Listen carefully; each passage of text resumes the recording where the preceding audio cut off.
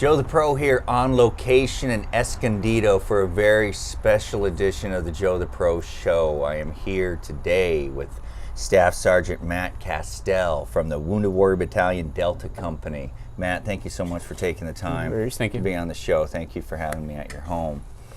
And I'm just gonna, you've been coming to the golf clinics for 3 months down at Camp Pendleton. It's been great getting to know you. And a little bit about you. You got the Navy Accommodation Award, the Navy Marine Corps Achievement Medal 3 times, the Combat Action Ribbon, and the Humanitarian Award for the Indonesia Tsunami, December 2004. That's correct. And I know the reason we are here today with Matt is we want to get his story out. We want to see what we can do to make an impact on the issues associated with PTSD. I know we talked about 22 suicides a day. And I heard Matt's story, and here I am. I think if Matt shares his story, it might help the next guy be more willing to talk about what's going on. We do the Wounded Warrior clinics down at Camp Pendleton, and we can help a lot of guys through golf, but there's got to be 10 times that amount that we can't touch, you know, and maybe If we start a dialogue, we can help them out that way. I remember when we were talking, you know, I was telling you about Colonel John Bates doing the speech. He was a guest of honor at the Disabled Veteran Clinic in Oahu earlier. Yep. And he was a Vietnam vet. And during his speech, he had to stop himself to catch his tears, you know. And I remember 50 years later, it had that much of an impact on him. And then I was telling you about the guy down at in the golf class. I said the golf class saved his life, and he had done 7 tours. And then you told me how you could relate. You told me your story. So let's get your story. We're going to start with you enlisting in 2000. Yeah, so I enlisted in 2000 from Bettendorf, Iowa. Didn't think that I would be here 20 years later, almost 19 years later. Still in the Marine Corps, you know, actively serving. In 2001, when 9/11 happened, I realized, okay, now I got to make a decision, because this is going to be a process that's going to go on for a while. So yeah, that's where I started, early 2000s, and now I'm here. And in 2000, this is before Desert Storm and all of that, you weren't expecting to be thrown into combat as a Marine at all. I wasn't. I mean, we're at a time of pretty much peace for the most part during those days. Next thing you know, you enlist in 9/11 and off you go. So you were part of the invasion of Iraq in March of 2003, March 20th of 2003. What was your experience there in the invasion of Iraq? It was different. I wasn't 21 at the time. I was 20 years old. We pushed up through we went up through Qasr, which is the southern port of Iraq, and that was very interesting to me because, you know, being 20 years old, you don't really know what to expect. You do all this training, but then when people are shooting at you, you know, it's a different experience, especially for a 20-year-old. You know, you're seeing the aftermaths of what you're doing, which was, you know, taking somebody else's life is a different experience for anybody, and then just seeing all the refugees, if you will, you know, the locals that want us there because of what Saddam Hussein was doing to them. They wanted us there, but then you have the Fedayeen, which is their military, if you will. They obviously didn't want us there. So it was different. Down in Qasr, we were at a police station, and they were taking pop shots at us from, you know, a distance, and that was just a different experience, being bunkered down, not being able to really move because you're getting shot at. You're getting shot at, yeah.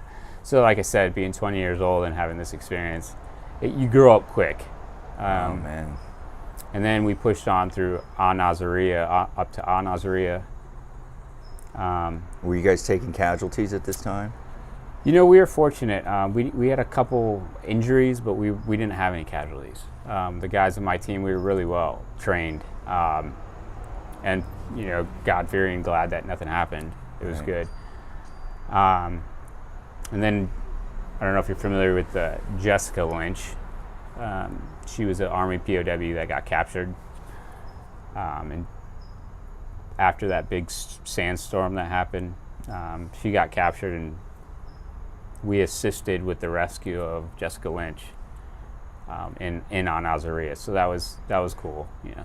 Right on. And then I turned 21 in Iraq, which was just a different experience all in itself, you know, because when you're a 21-year-old kid in the United States, everyone expects you to go out and start drinking. You can finally have an alcoholic beverage. And here I am in the middle of combat, just trying to figure it out, you know. So you're 21, you just turned 21, you're in the middle of combat. I'm assuming you killed people over there. Yeah. And, 21 years old. Unbelievable. It was different. I mean, because then you go home and you're like looking at kids that you grew up with, and you already feel like a sense of, man, I have these life experiences, and what are you supposed to do with them? Right. Then what? So you're still in the invasion.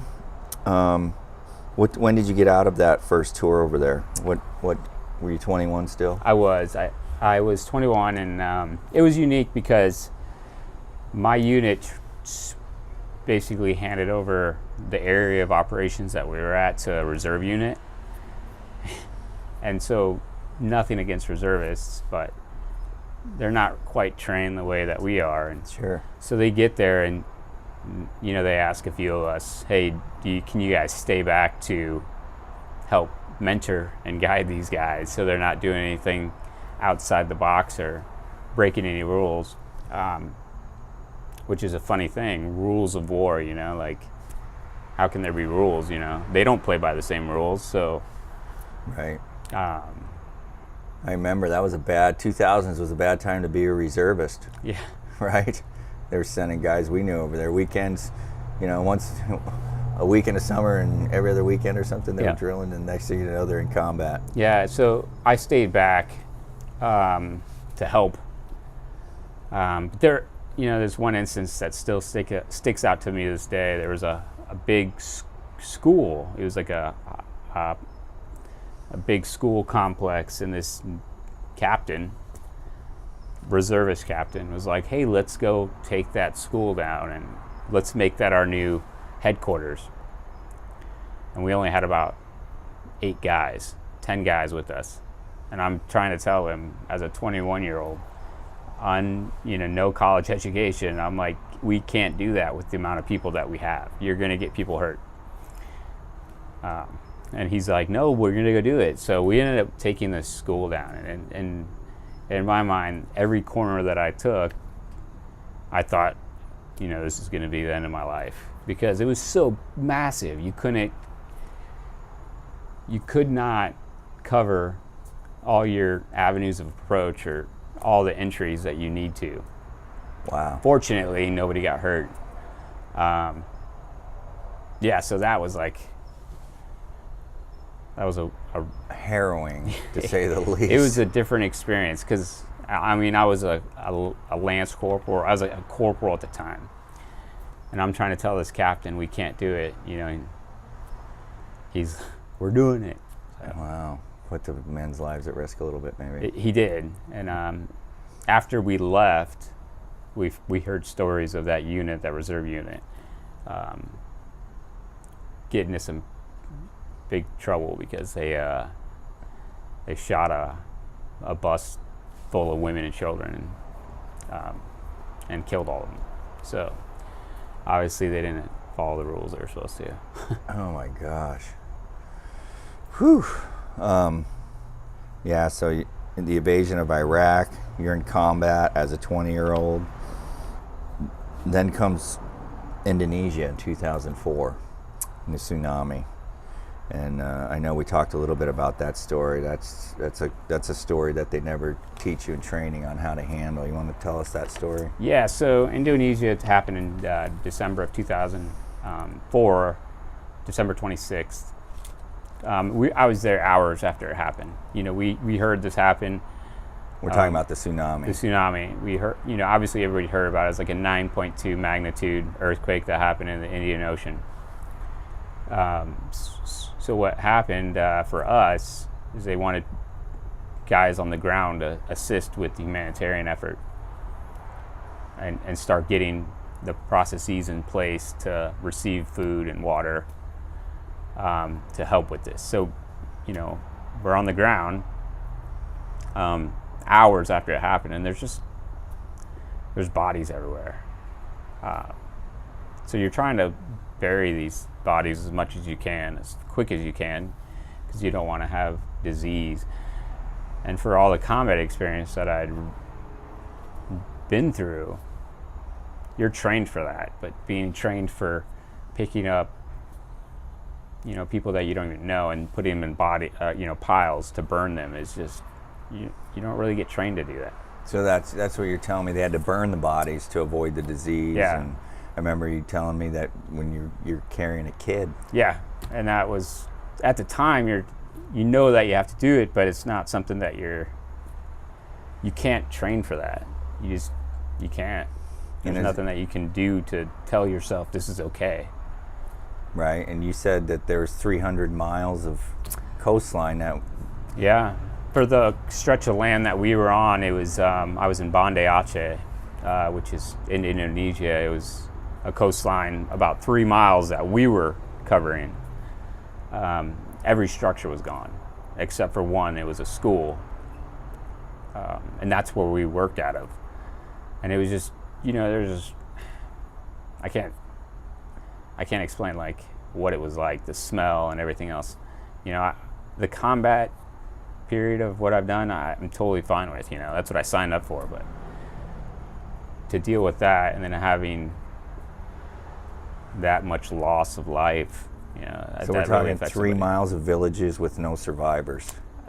With some survivors, people that were able to get inland as fast as possible, but it was just a different experience that really, I think, changed me as a person. And I didn't realize it changed me as a person until, later on, because you feel like you can just put all that stuff, put it on the back burner and figure it out later because you're there to help. But it really does affect you. And you never thought in a million years you signed up to stack a village full of dead people into a pile and burn them. I mean, that's not in the fine print anywhere. That's something that no one ever would dream of having to experience. Yeah, I get the reason why we had to do it, though. Yeah. Wow.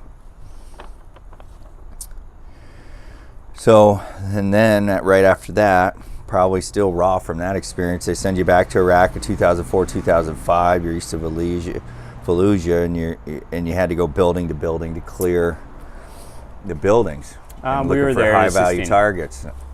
Yeah, so what we were there for was looking for people that did the bomb making, looking for those types of, not so much factories, but homes that were building IEDs. So that was what we were tasked with. We were just, it was east of Fallujah. Are you still taking sniper fire at this time? No, Is there not still so battles? much. Not so much? It was more of a... Looking for insurgents? Yeah, insurgents and looking for the IEDs, people making IEDs. So that wasn't too bad. We got hit with a couple IEDs ourselves. Nothing too strenuous. Nobody really got hurt. Maybe a couple, eardrums blown out, but nothing too serious. We were able to control a lot of that. But then you come home. Then 2009 and 2010, you're back in Afghanistan. Yes, and I was just. We were in Afghanistan. We were over in the southern province of Afghanistan, the Helmand province, sorry. And, I spent some time in Camp Leatherneck. I spent some time in Marja, which wasn't too bad. There was firefights every once in a while. But I was able to bounce around from place to place in Afghanistan. So I got to see different areas of Afghanistan that were very beautiful places, but then you look at what's actually happening besides the scenery, and it's just a terrible situation. 2012, 2013, 2014 to 2016, you're in Kuwait. So we got what, 8 tours total overseas here? Yeah, I think that's around where I'm at right now, yeah. So I should not be deploying again because I retire in a year. Right. So No, you that need to is nice. stay in the. Yeah. You need to stay here in Pendleton and help me with the golf clinics because I've seen your swing. It's phenomenal. Speaking of that, the reason why we're here, we wanted to relate your experiences to PTSD. You actually won a golf tournament with your girlfriend. Yes. And you literally couldn't stay for the awards. Yeah, it was a week that it was probably one of the hardest weeks that I've ever dealt with myself. I was at work one day and I had a anxiety attack. And it just came out of nowhere, and I didn't really know what I was feeling. I just didn't know where it came from. I don't know if you've ever had a panic attack, but that's essentially what happened. Well, that next week, 2 weeks, everything started spiraling out of control for me. So all these memories and everything that I had suppressed for so long, something just clicked, and things were just not right. I was like pretty much crippled in my own house for the longest because I just couldn't. I didn't want to do anything. I was scared to be away from the house. I was scared that if something medically happened to me, what am I supposed to do? Like, who's going to help me? And so all this stuff started spiraling out of control, and I had signed up for a Jack and Jill golf tournament with my girlfriend, and we went and played, and we actually won it. And after the round, I was just like, I gotta leave. I can't be near all these people. It's too much. And it was interesting to me because golf is my passion. I love golf. I love what it does, and it's for me to be able to sit there and say to myself, I can't be here, and I can't enjoy what we just won. It was just so, it was frustrating in itself. And then I got home and things were still going out of control. My mind just wouldn't stop racing. All these memories that were just bottled up, I guess, were just spinning out of control. And it was the hardest week I've ever had in my life.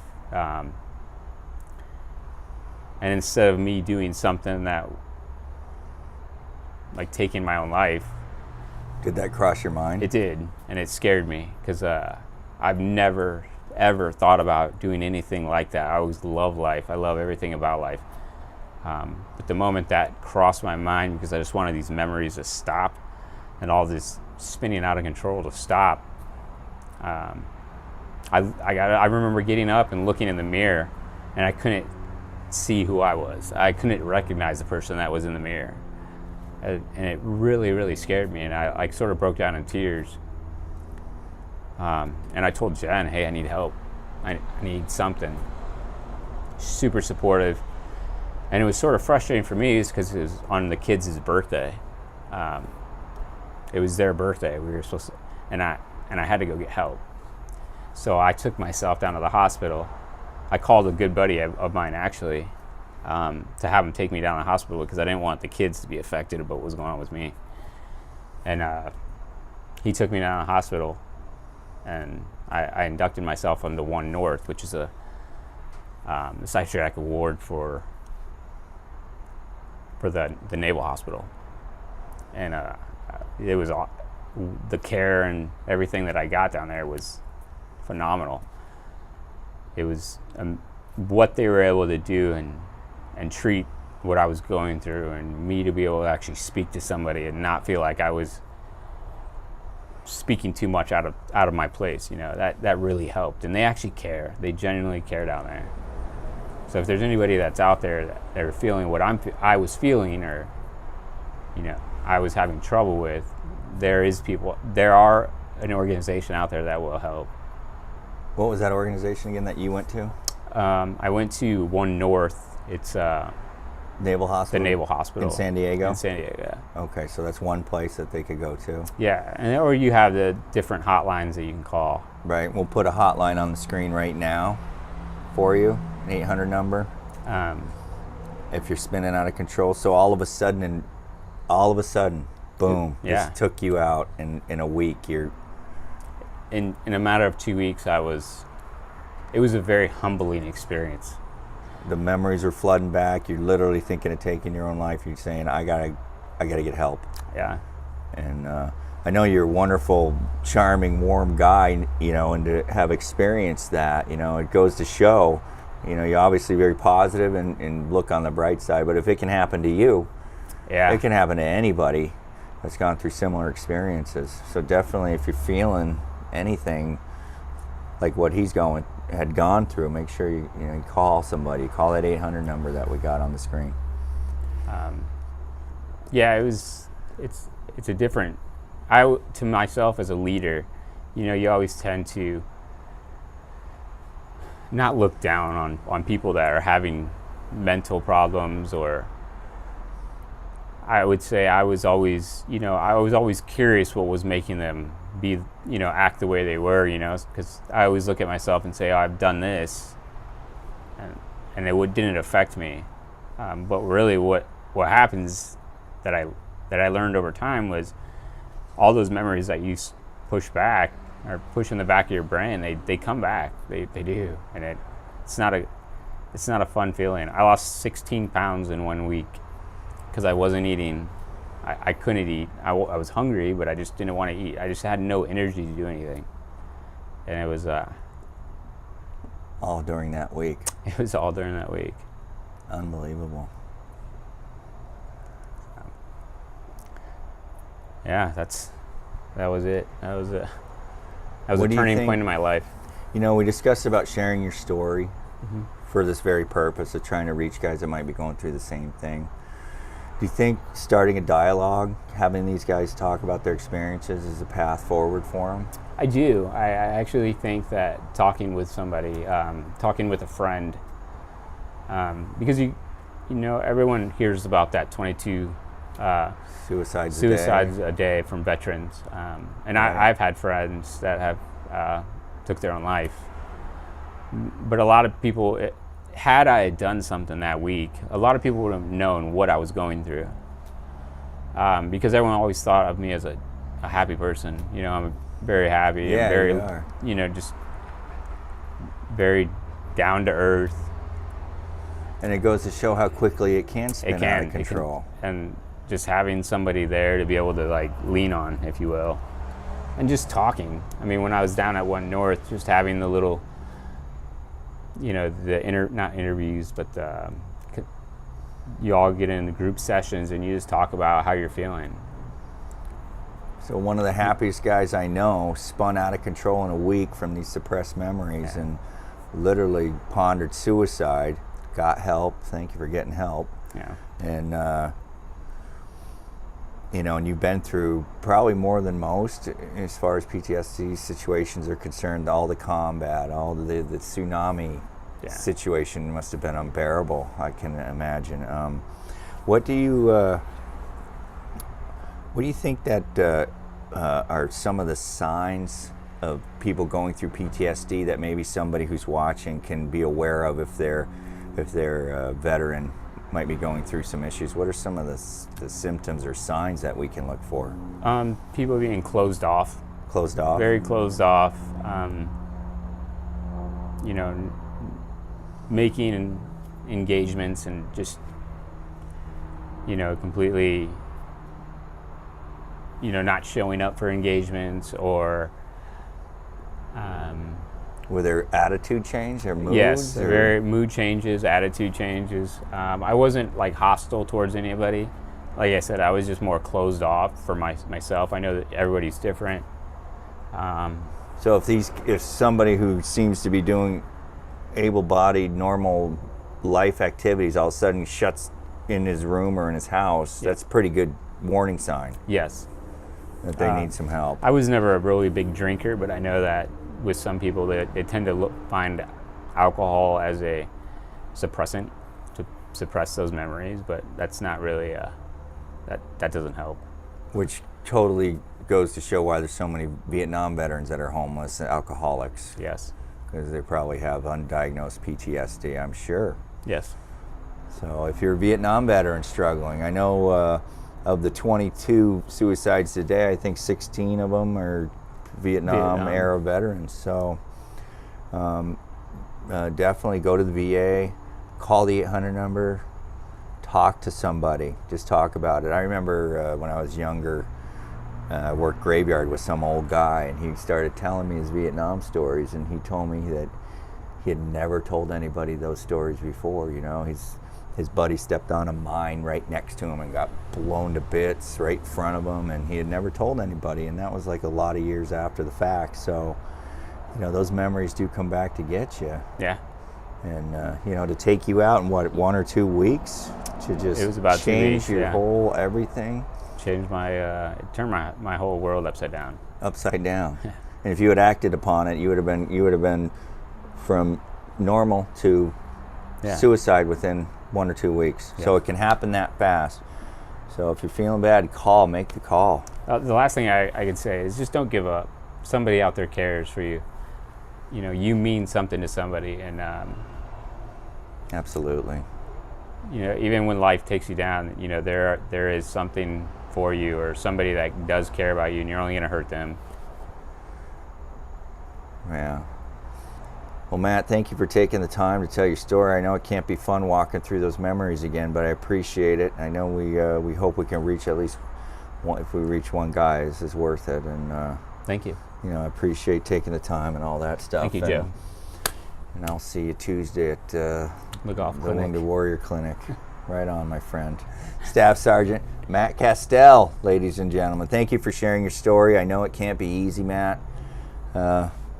If you're going through what Matt's explained, make a call. You're only a phone call away. Thanks again, Matt. Thanks.